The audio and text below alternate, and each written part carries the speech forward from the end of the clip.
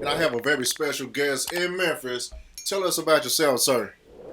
Hey, What's your name? first of all, how you doing, Ryder? I'm doing good. How Pleasure about meeting you? you. Oh man, my pleasure, my pleasure.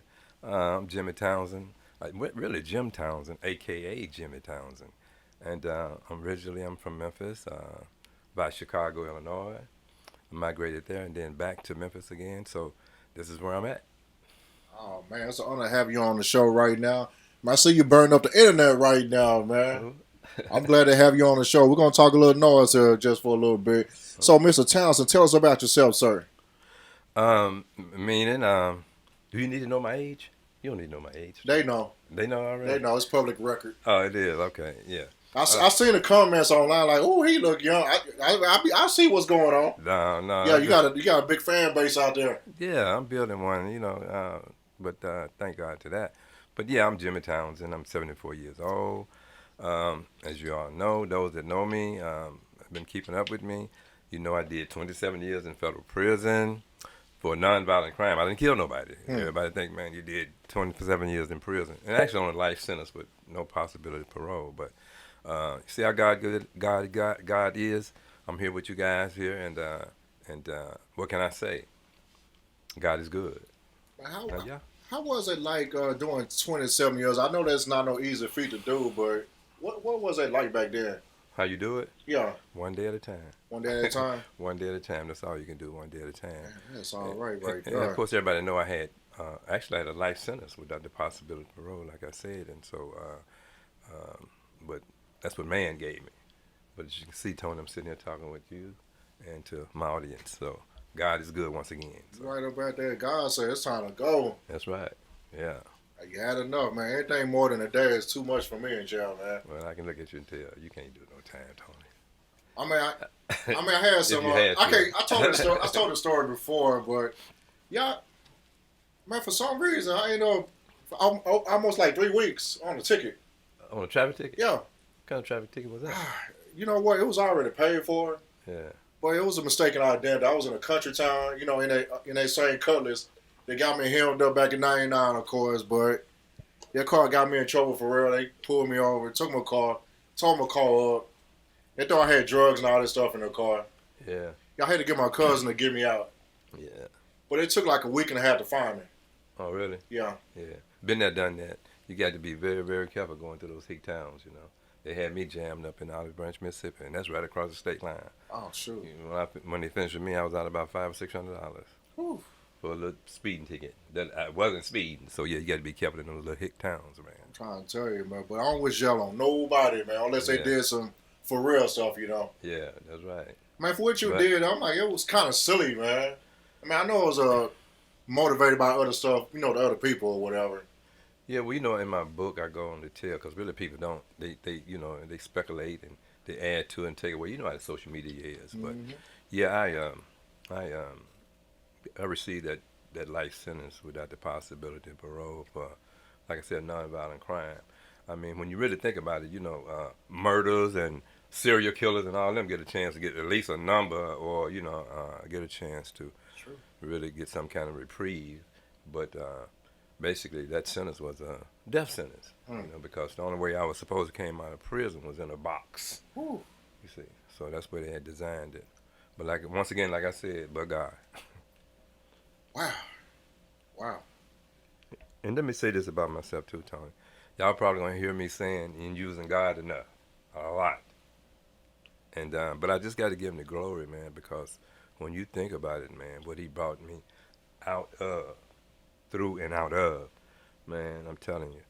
And when you read the book, I take like the book really, it's autobiography, but most people are trying to really make it be about Marjorie and Steve Harvey. But I mean, of course, they're in it because they played a part. She played an intricate part in my life, and so I mean, I got to tell like I said, it's a tell-all book because what's been going on really across the social media, and I just got pretty much that was part of the reason I came on out with the truth because they got the social media, man. Y'all know how social media works. You can't beat the internet, man. Man, you cannot. So You so, try, you're going to be looking crazy. out Man, there. they got everything. Even with my kids, they got my kids, and I got two kids about Marjorie. Right, And right. yeah, boy and a girl, and of course and she got three. Lori. They got me being Lori's dad. They Man. got Morgan being Donnell's Lori's dad, and they got Steve being Lori. Man, it's just all crazy, and Man, I but see that's so many everyone. memes out there, man. It's just like, woo. Yeah, yeah, it's real crazy. And It's crazy out yeah. there. So I've been asked a lot of questions about really why I'm writing the book, and like I tell people, listen, don't think it's not about me throwing Marjorie or Steve Harvey under the bus. But I do tell people, and I will continue to tell that, man. Marjorie got a lot of things she got to confess to, and she know what time it is, and really I love her to the moon and back. Because she's the mother of my two kids. So I would never really do nothing. It's not about throwing her under the bus. But when you really read the book and then you see what really took place and why I really came out of the closet, not from that perspective, Oh, yeah, but when you I came out yeah. the closet, don't get that twisted. You know they're going to clip yeah, it. yeah, they gonna I came out, let me clarify that now, when I came out of the closet with the truth. I'm not going to clip it like that. No, I guarantee you that. I'm not going to do it. But no, it ain't about that. One thing about it, I love me some women, So, but anyway, I just came out with, that's why the book is really the Snakes in the Garden, the Untold Truth. That's a hell of a title. I love that, man. I love that cover, too, man. Yeah, most people do. So I don't know who did that, but, man, they did a great job. Yeah, Wiley did that. Wiley did that. My manager, he did that. But yeah, that's what time it is. And I just really want people to look over my life, because what I'm saying, I'm really building allowing God to build me a platform to just reach a lot of people, because I'm thinking about, doing me a podcast or whatever, so I can just talk about the things that I've been through. You name it, I'm talking about, you name it, I've been through it. I don't think you can name one thing that I hadn't been through, from child abuse, child molestation, being sexually raped by an older woman, that turned me out, and put me on the road that I went from a sexual perspective, sex addiction, dad totally abusive, physically and mentally, you name had to live with domestic violence, seeing my mom beat unmercifully by my dad. Man, it goes on and on. So what I'm saying is, I walked in shoes, so I know I can talk to kids. And one thing about it, I want people to know, because I want to really reach the kids. Because as a kid, I went through all those things. And so coming up, I didn't have nobody to talk. I didn't know I could, go and talk to somebody. You hold that stuff in you, You put a Band-Aid on it through life. And so doing so, I remember my brother Leroy, he told me, because he went through the same abuse. And he was like saying, Jimmy, man, the way our father treated us, it's a wonder if we didn't become serial killers. It was just that devastating, And but anyway, that's what I want to do. Try to talk to kids and first and foremost, I'll tell them about this person that I know, Jesus Christ, and then I want to tell them about. I want to tell them about, don't be afraid. Find somebody to go and talk to, that you can trust, because I'm gonna tell you, as you know it, every family got skeletons in the closet. Boy. You see what I'm saying? Some might be more severe than others, but we all, families got, skeletons in the closet. So really, I'm building a platform to talk to kids and adults. It's the adults need talking to too. It's never too late to learn something. There you go. Never That's too right. late. That's right. Yeah, you got a hell of a story to tell. And once the book come out, I'm also going to be giving away 2 to 3 books once they come out. If you guys want to hit me up, just let me know. I'll shoot it out to you. Good. You got to support black business, I like that. That's right. That's going to transition into your podcast, your book, and everything. Yeah. Yeah, basically, whenever you have a book, like I talk about on the Rise Book Club, that book that you have, you can cut that up and make it in different categories. You can come out with an e-course. You can do a podcast. You can monetize that book to do multiple things. And what I liked about the book that's coming out here pretty soon, man, you can make that book work for you in many ways. Really? Yes. Yeah. Tell me how. I mean, we're gonna tell you how. We can tell you how. We talked about. We're gonna talk about it on the back end, but okay. Yeah, the book is gonna be different avenues for you, man. It's not gonna just like here buy my book and that's gonna be it. That's right. I mean, like you say, you want to reach out to the kids and some adults as well. Right. And so basically, you can take a chapter or whatever the story may be, man. You can make that work. That's a good idea. Yeah, that book. I mean, you gonna have your podcast. You can go on tour. Hopefully, you going on tour. I am, man. In fact, I want to come to Atlanta. You gonna set up me a book tour? There you go. Yeah. Y'all heard that exclusive right now. Yeah, ain't no question. Yeah, he coming to Atlanta soon. That's right. Y'all hit me up. I give y'all one of those books when it come out. You said you was gonna give away 3. I'm give away 3. Yeah, let me Okay, know go when ahead. it come out so I can go ahead and pay for it. No, it's good. I got you, man. And Yeah, I'm gonna get one for myself, autographed copy, of course. But most definitely. so, what's your motivation nowadays? As far as I'm telling you, going back and again, going back to talking to kids. That's really, I don't want people to lose focus on that because that's really a heartfelt thing. And once again, like I said, because I went through that, so I understand. So it's and I tell people over and over, man, it's about the kids, man. All you got to do is look around. Look at these kids today, man. I mean, these kids today, man, they're off the chain. You know that. Oh man, And it's terrible. like I was listening to as you interviewed Thaddeus, like he was saying, grandmothers now 35 years old, Whew. and they don't have a clue. It is. I mean, it's a sad situation, but I mean, that's where I'm at. And being old school, and I'm really old school because I mean, I go all the way back to the civil rights area, right? Oh yeah. Colored water fountain. I remember that white water fountain, colored restroom. Right? I lived that era. You see what I'm saying? So I went through that era, and so I know even though during that era, man, we was poor. We didn't even realize we was poor. It was just like a normative of life at that time, pretty much. But yet and still, there was so much. It was a lot of honor and respect, and especially for young adults or kids, for their parents and grown ups. Mm. But as you can see, and you my witness, it's that kids don't really have no respect for grown ups. They just off the chain. They don't understand because they haven't been being taught, man. It's about the kids. It's about the next generation, man. It's facts. This culture is it's I don't know, man. It's hell bent. You know, I mean, something got to give. it does. It really Most does, definitely. man. So you asked me my motivation, and that's what it is. I continue, and I will continue to go back to that. For me, it's about the kids. You see. So I don't know. Do you have any kids? I got one right now, but yeah, he's a little shorty right now. He fired. Yeah. Yeah, I got to make sure he all right. Yeah, I had to make sure I'm responsible with my platform as well. Yeah, that's right. I mean, even though I talk about different subjects and stuff, I like a good story, but also at the same time with me, there are life lessons in everything. Yeah. See, but the only thing you can do is just give them the truth, You got to get the truth. and then they're gonna make their choices. And don't say they can't use. See, I hate that word. Make a mistake when you do something that you know wrong. See, there's no such thing as that. There's no mistake. No, you made a That's right. conscious choice, and there's consequences behind it. Yeah, true. Right? So yeah, man. Consequences. That's what I was looking for. There you go. Yeah. Yes, consequences to everything. Yeah, it is. It is. Yeah, we know right from wrong. Yeah. We most yeah. definitely Wrong do. is wrong and right is right. Right. And so basically, life has its consequences, regardless of the things that you do. Just gotta be careful, but don't forget, if it go wrong, it's gonna go very wrong. Is that right? That's right. I'm telling you.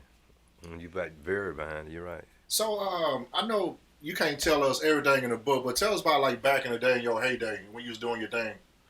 Well, back in the day, and I tell people I was pretty much a pioneer, And when I say this, don't y'all think I'm being braggadocious? It's not, but I'm just saying it was what it was, and it is what it is.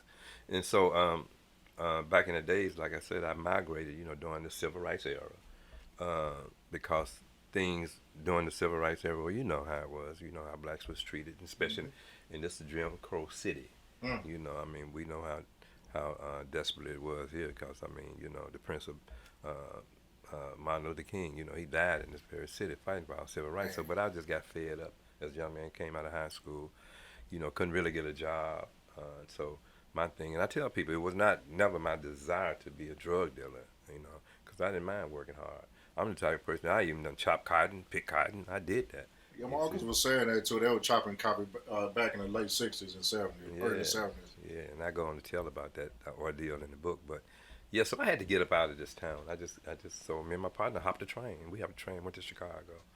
Big city. Yeah, of course. A year or so he couldn't make it. The city got too big for him. But I was determined to make it. So, and I did. I survived that. They said, they had an old cliche there in Chicago. They said, if you can't make it in Chicago, you can't make it nowhere.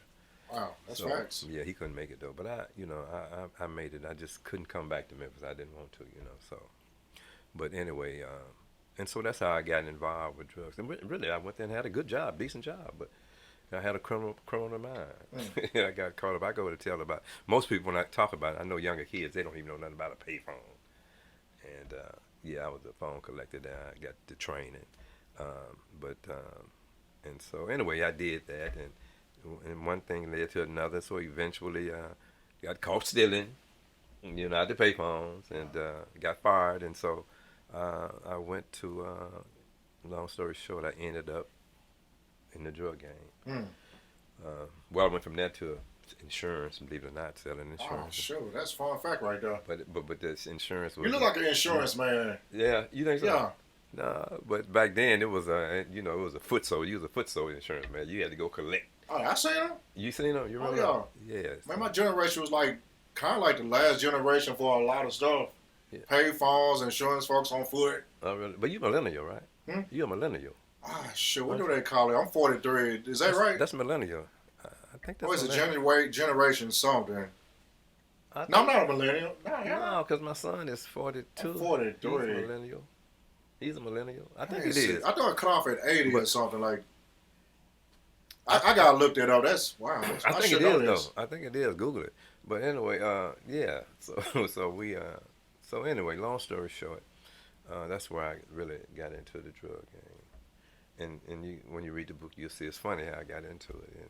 And actually, a little 18-year-old turned me out, female, Oh into the man. game. But yeah, I'm not gonna tell your name. But anyway. No, we ain't gonna do all that right now. They'll find out pretty Yeah, very yeah. So I soon. don't want to tell the whole story. But anyway, it is funny though, And so yeah, that's what happened. So.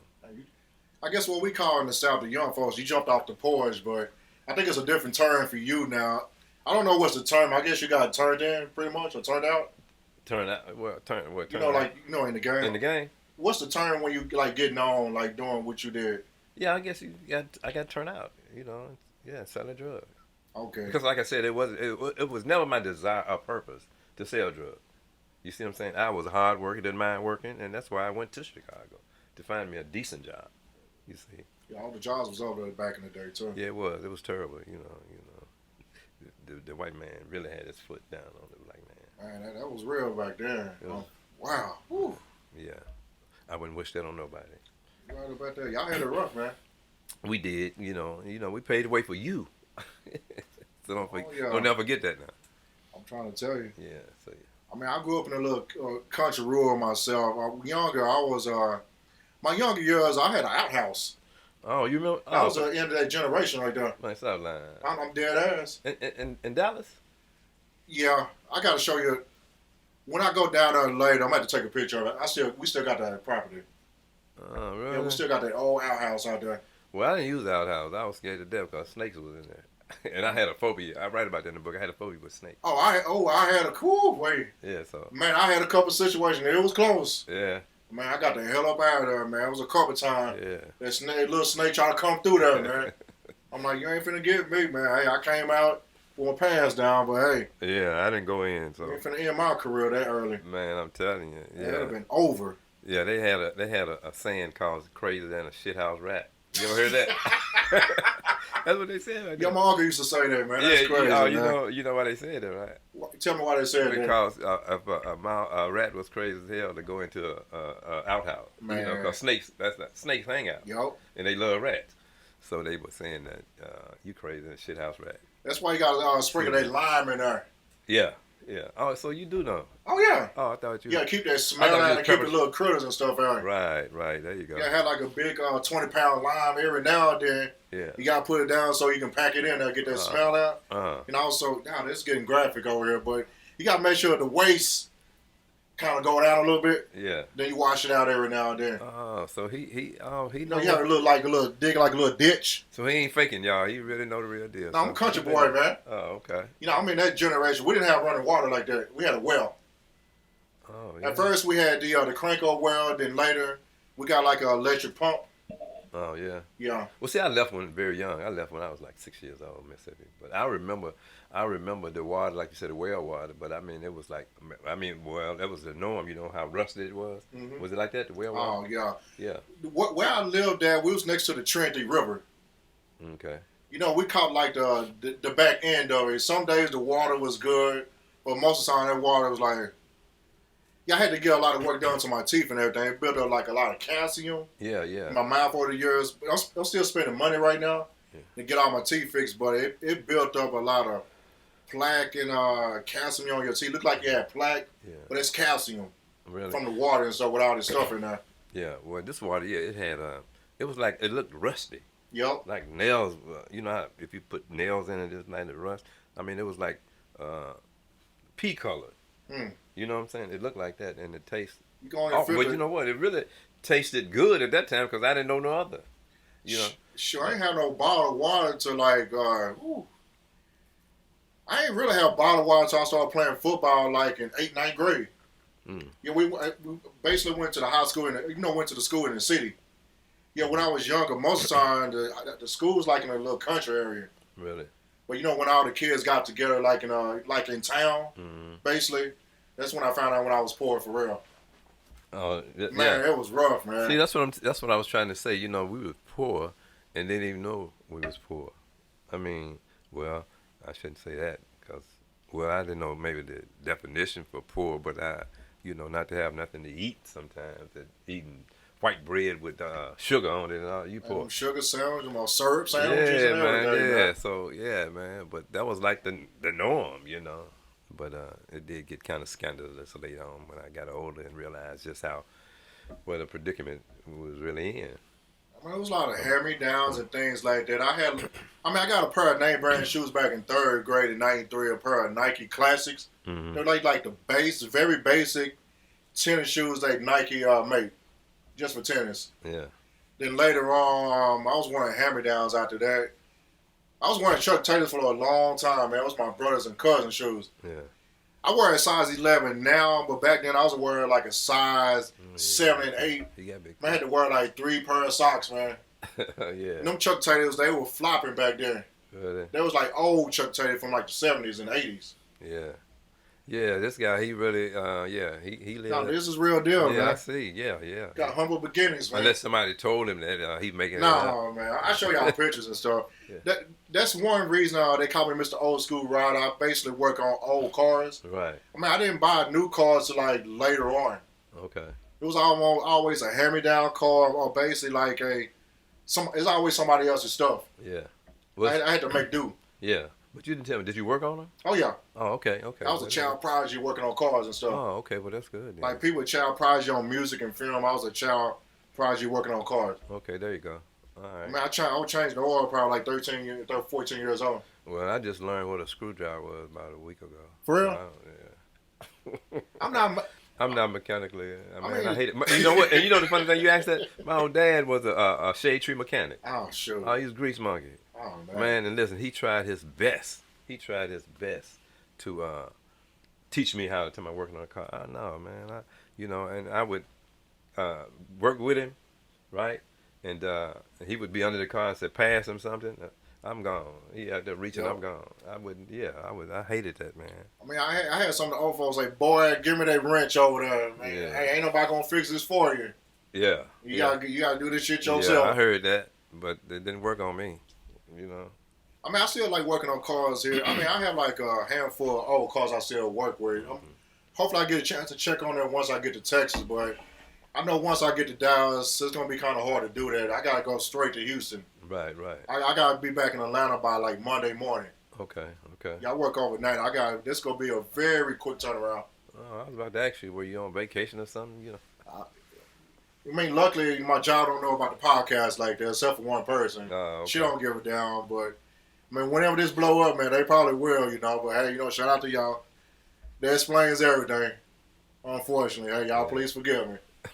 We'll work that out later.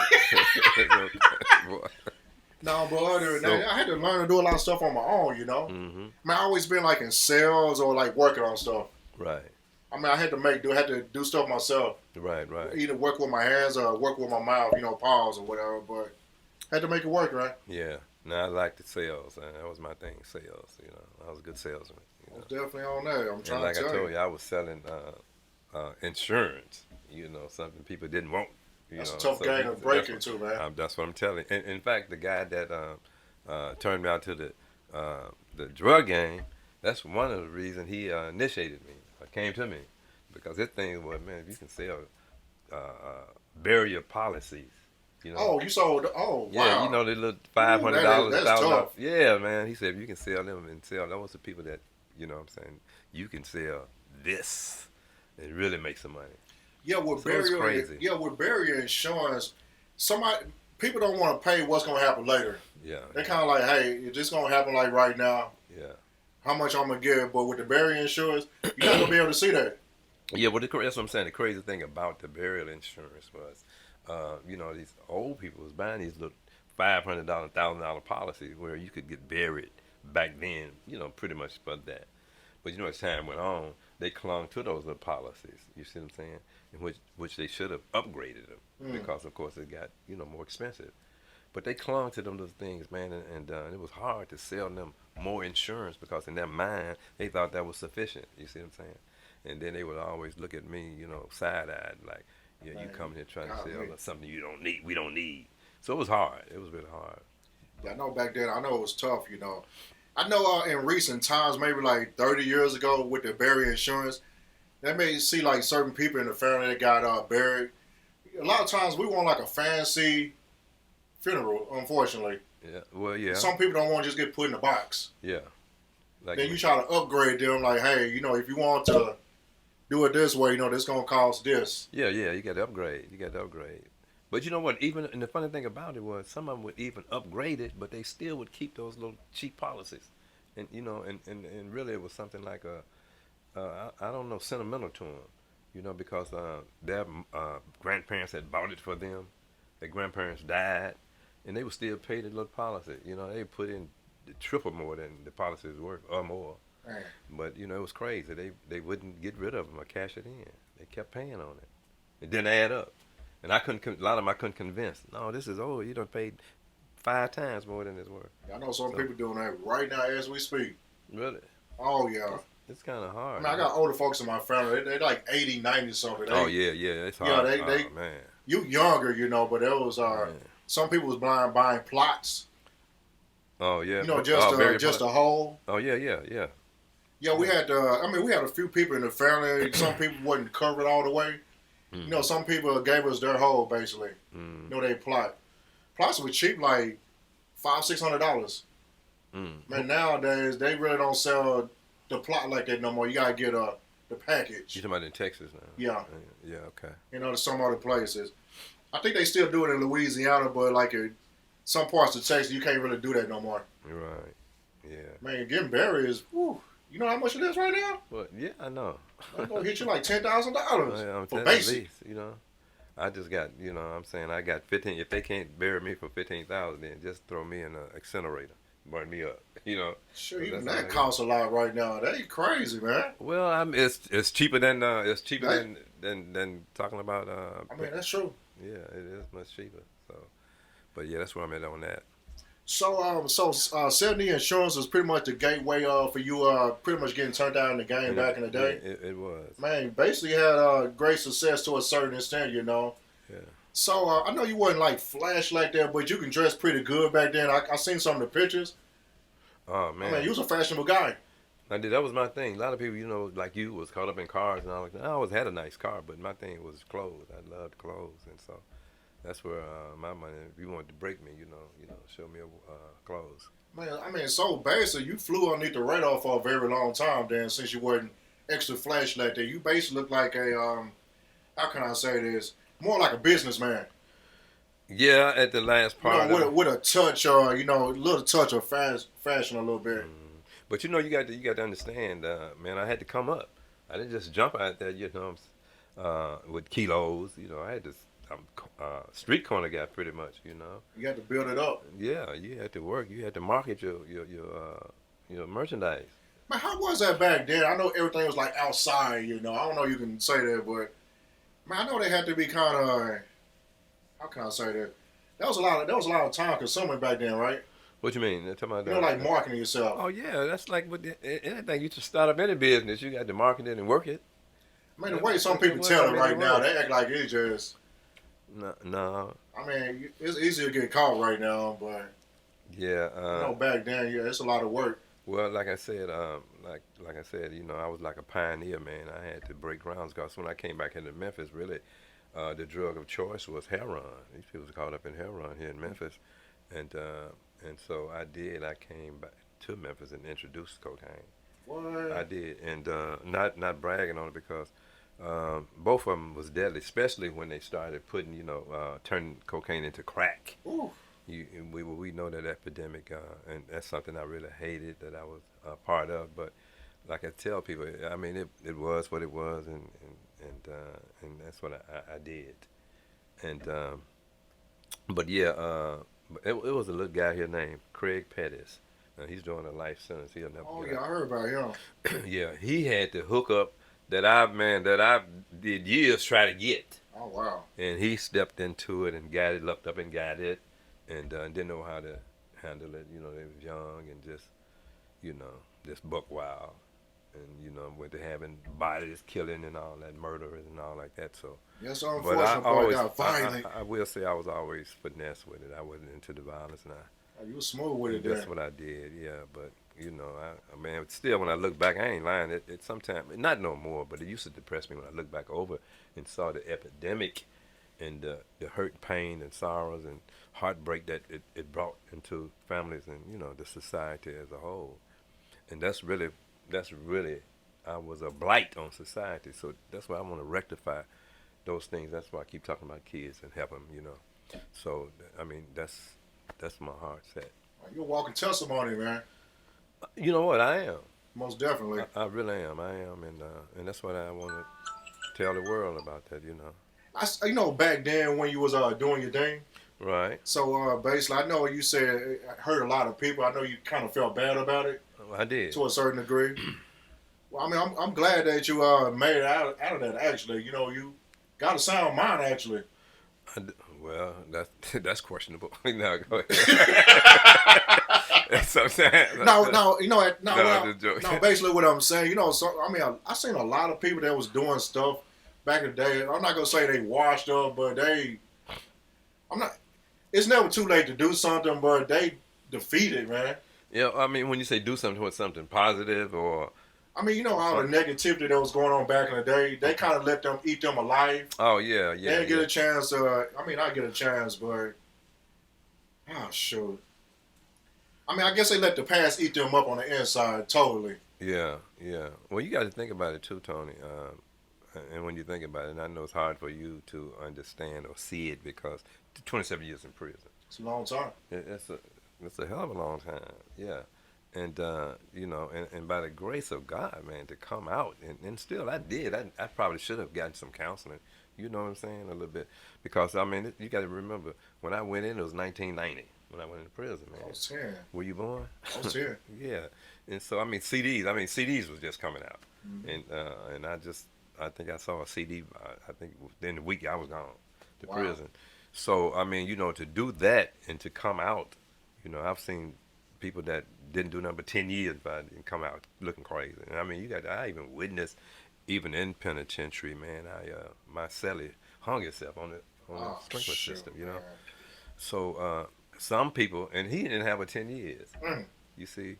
So a lot of people you got to understand, a lot of people handle certain situations different ways. They can't handle it. That's stressful, man. Well, it for is. Most folks. Yeah, see, because we're all built different, I guess. So, and I know we do because, like I said, he only had 10 years. How you stay strong that long, man? See, here we go. I told you. I wear my faith on my sleeves. It's only because I got saved in prison. I ain't faking about when it comes to Jesus Christ is as real to me as the flesh is on my bone. Wow. You see? So I'm telling you, it was by the grace of God. If anybody, I tell people all the time, if anybody could told me before I went to prison, before I got sentenced, that, oh man, you can go through prison 27 years with peace and joy and all like that, I would have told them, y'all crazy as hell. You see what I'm saying? But I did that. Wow. I did that. The peace that surpasses understanding. We can tell. I'm telling you. I mean, it was just it was God, man. You see what I'm saying? I saw.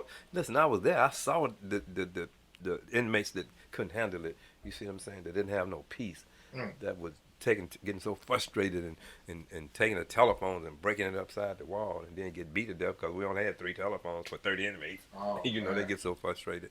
And I saw them, and like I said, my celly hung itself on the sprinkler system, and I saw people that just couldn't do it. You couldn't do it. So yeah. For me to come out of prison, sound mind and all my limbs and extremities in working order, and no kind of health issues. So yeah, man. And the food, and you can only imagine how the food was. So, man. So what can I say? Yeah, but God again. Man, I love that, man. That's facts on that. Oh yeah. I got another question before we ride out of here. Come on. I mean, I know you left in 1990. I know the clothes and the technology, like the old school. Once you got out 27 years later, what was your reaction when you actually got out?